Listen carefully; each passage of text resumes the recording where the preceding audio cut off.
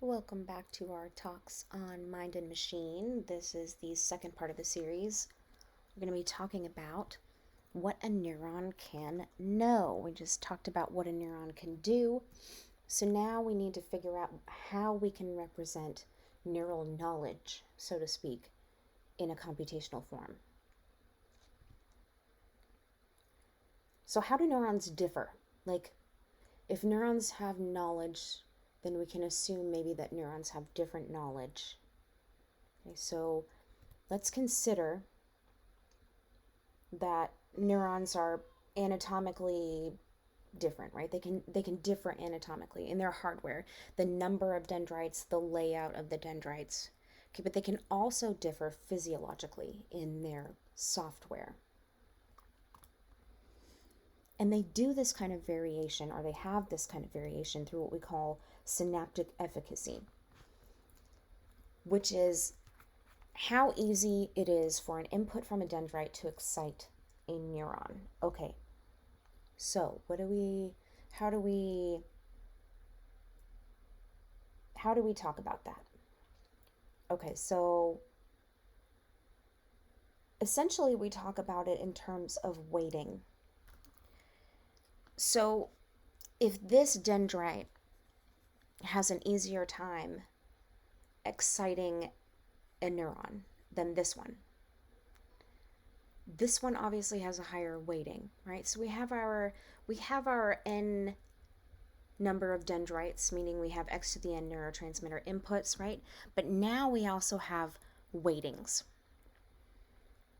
So now we have n w to the n weights with which input to the nth dendrites impacts the neuron. Does that make sense? So it's a whole lot of words just basically to say that we have a certain number of dendrites, okay, for however many dendrites we have input, okay, and for however many dendrites we also have weights for each of those dendrites. Okay, so these weights affect the input. So now our neuron is doing something like this. It's summing the weighted input of the dendrites over time. Just like what we were talking about before, but now we're talking about weighted input. Okay, so I realize in these lectures when I'm listening to them back that I say so a lot. I apologize for that. I'm working on it. I'm also trying not to say so much. Hopefully you'll see some improvement there. Okay. I didn't say so that time. So these are mock bands. This is what we call mock bands. This is a classic perceptual illusion. It's a demonstration of physiology and neural computation. How is that? Okay. Here's what you should be seeing. And now I want you to look at not this border, because this border actually, for whatever reason, this drawing is not completely vertical. It's not completely truthful. But here we have a good transition. Look at this border. Does it appear slightly darker on this side than it does on this side? Like this side seems a little bit lighter before you get into this bar, right? Or band. And this side seems a little bit darker before you get into this band this way. Hopefully you guys see that. Let me see if I can like zoom in here. Okay, so maybe not. Okay, this border here. You should see a slightly darker band right before you hit the border and a slightly wider band coming off of that as you leave that border. Now, what does it all mean? Let's look. So this is what's really there, the reality, okay? The intensity of each one of these bands. So we're moving from, darker to lighter. So we have a lower intensity moving up to a higher intensity, and it's in a step function, right? We have a lower intensity that makes there's a border and an abrupt change to a little bit higher, to a little bit higher, to a little bit higher. There's an abrupt change. There is a border. Now, what you see, or what you should be seeing with mock bands, is something a little bit more like this, right? So what we see at the border is, well, I see a little bit darker, and then it gets a little bit lighter, and then it evens out to what it's supposed to be. Right at the border, it looks a little bit darker over on this side, and it looks a little bit lighter over on this side, and that happens at every border. Okay, now why does this happen? I said that this was a good demonstration of physiology and neural computation. So what's going on? Well, to understand that, we need to talk about a process called lateral inhibition. And this all comes out of some experiments done by Hartline, Wagner, and Ratliff in 1956. And they worked with these little guys called the horseshoe crab, or the limuli in plural, I suppose. Okay. What they did was worked with the eyes of the horseshoe crab. Okay, so this, I don't know if you can kind of tell, but on this little horn here, there's a little eyeball. So if we get kind of a closer up, like if you meant, so like this is the top of a horn, like this, and then on the side of that horn is an eye. And this is a compound eye. Okay, we call this a compound eye. Bees have compound eyes, flies have compound eyes, and horseshoe crabs have compound eyes. And each cell in a compound eye is called an ommatidium. Okay, and the compound eye is just made up of a whole lot of these little small visual units called ommatidiums, or ommatidia. They're all independent of each other. Okay, they each have a cornea, lens, and photoreceptors. It's like 1,000 tiny little eyeballs inside one big eyeball. Okay. Right, so yeah, they each have a cornea, they each have their own, where am I going? They each have their own, look, optic nerve fibers coming out of here. They each have their own, if this is a pigment sheath, then I suppose their photoreceptors are in here. Okay. They're independent. Before we talk about the research, I want you to know a little bit more about the methods. So the methods that they use to study these ommatidia are methods that fall under the category of electrophysiology. And what they were doing were single unit recordings. Okay, now let me give you a little bit of a demo of what a single unit recording looks like. This is how a single neuron responds to being stimulated. Okay.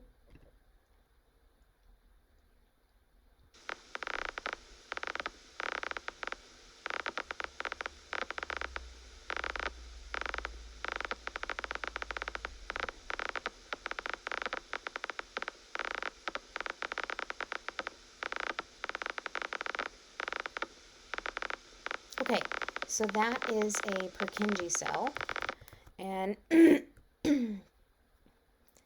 Purkinje cell is reacting to some kind of stimulation, and it's a repeated stimulation, either like a continuous or a repeated stimulation. I'm not sure what, but that is how neurons respond.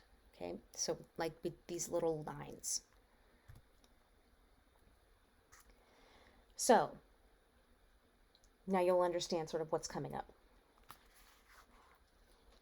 How do we make this sort of research happen with these ommatidium? Okay, now single unit recordings of the ommatidia are going to look like this. So here are each of our cells in a handy dandy little homemade model again. Okay, and what you do with these cells is you put an electrode in each of them. And then you're going to shine a light on each of these electrodes, or a group of electrodes, to see what you get. Shining a light on both ommatidia is going to result in an interaction. So let me show you how this works. First, we are going to just record from A, and we're going to shine a light on A. Okay, so we turn on the light, there's the light, and here's A reacting to that light. You have to make the sound effects yourself. Now we're going to just record from B, and we're just going to shine a light on B. Okay, turn on the light, shining a light, here's B responding to the light. Cool. Now, we are just going to record from A, but we are going to shine a light on both A and B. Okay, turn on the lights, shine the lights, recording from A, we get something a little bit different. Particularly, it kind of seems like B having light shining on it at the same time as A inhibits the firing of A. Okay. So let's apply this to our mock band example. So we're going to take these two little strips right here. We're going to blow them up. Let's blow them up a little bit bigger. And we're going to assign some values to these levels of illumination. So we're going to say that the darker band on the left has lower illumination, so it's a lower level. 100, lighter band, higher number, higher illumination. Okay, so let's bring back our ommatidia. Okay, so there they are. And let's say that each one of these is sending out, like we saw before, they're sending out inhibitory signals to their neighbors. Okay, and these inhibitory signals are going to reduce the firing rate of the neighboring cells by about 10%. Okay, now when I say 10%, I mean 10% of the inhibiting cell's firing strength. That is a little bit confusing. So imagine this. Okay, so the cells on the left, they have like a maximum firing strength of 100. Okay, so when these cells inhibit their neighbors, they are going to inhibit by 10% of 100. Okay, because they're the cells doing the inhibiting, and it's 10% of their firing strength. Cells on the right, when they inhibit their neighbors, they're going to be inhibiting by 10% of 200. Okay, so that's 20. It's still an overall general lateral inhibition rate of 10%. Okay, so every one of these is inhibiting by about 10%. Okay, so let's focus on this receptor. It's being inhibited from the left by 10% of 100 and the right by 10% of 100. Okay, so we're subtracting a total of 20 for a firing strength of 80. Okay, so this cell is firing at a rate of 80. It's also inhibiting its neighbors, right? And those neighbors are inhibiting their neighbors. Okay, now we can do the same thing on this side. We'll focus on this guy, and this time he's being inhibited by 10% of 200 on this side and 10% of 200 from this side, right? So now we've got a total of 40 for inhibition. We're taking 40 from 200. So our total activation here is 160. The same thing is going to happen down the road for all of these other guys. Okay? Now, when we get to borders, things happen a little bit differently. So let's have a look at these two guys in the middle. Okay, we still have a 10% inhibition rate. But now we have, this guy is putting out 10 units of inhibition, right, at 10% of 100. Which means that this guy is receiving 10 units from here and 20 units from there for a grand total of 170 activation. And this guy over here is getting 20 units of inhibition, and I highlighted the wrong one. It should be coming from over here. So it's getting 20 units of inhibition from here and 10 units of inhibition from here. So everybody is clear, 10 units of inhibition from here. Okay, and Its total activation is now 70. So now we have this kind of plottable information. So let's check it out. We've got 80, 80, 70, 170, 60, 60. What does that look like? Here are each of our ommatidium. 80, 80, 70, 170, 160, 160. That function looks very much like what we were talking about before, right? So this is how the numbers work. This is how lateral inhibition, in a sense, is going on from one cell to another. Now, we can apply this concept back to our little neuron model friend here, right? And you can imagine that these dendrites are being synapsed on by neighboring neurons. And if we think about a neuron knowing in the context of its surrounding neurons, then we know that every neuron is going to have a different knowledge set or different knowledge base because every neuron has a different set of neighbors. So you can have two neurons that are identical, but they're still going to have different sort of informational contexts, if you will. It's almost like having two identical computers, but they're running completely different operating systems. Okay, and not only that, but these input weights can change. Remember, we talked about neural adaptation. So it's not, the knowledge base is always going to be changing as well. So it's this very dynamic individuality going on between neurons, which I think is pretty cool. But it also makes modeling the neurons and studying the neurons very complicated. Okay, so now we know what a neuron can know, kind of, in terms of, algorithms and computers and networks. So now we need to talk about how a neuron can learn. So I will see you in that lecture.